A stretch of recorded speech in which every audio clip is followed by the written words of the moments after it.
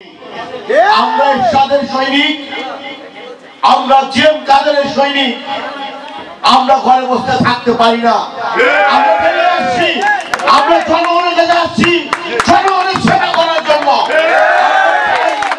জনগণের মাঝে থেকে আমরা আমাদের রাজনীতি করতে হবে।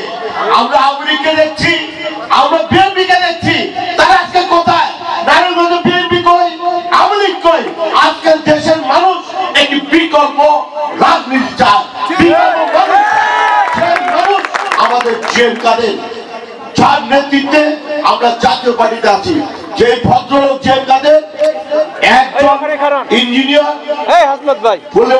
মোহাম্মদ এরশাদের ভাই, জাতীয় পার্টির সম্মেলনের মাধ্যমে যাকে নির্বাচিত করে চেয়ারম্যান করেছেন গোলাম মোহাম্মদ কাদেরকে, এমন একটি ব্যক্তি যিনি আজকে আমাদের জাতীয় পার্টির কর্ণধার। আজকে দেখেন, আজকে অবস্থা, দেশের অবস্থা দেখেন, বিএনপি মাঠে নাই। খালেদা যে আপসির নেত্রী আপোষ করে জেল থেকে বেরিয়েছে, উনি জেলে থাকে নাই।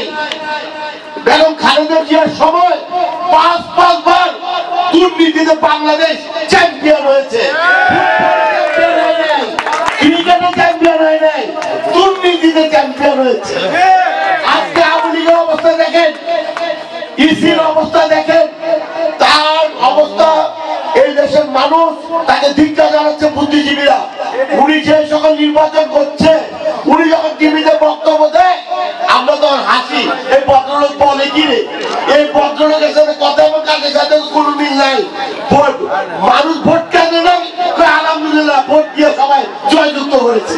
এমন একজন নির্বাচিত ব্যক্তি যিনি দায়িত্বে আছেন, আমি ধিক্কার জানাই এমন ব্যক্তিত্বর কাছে।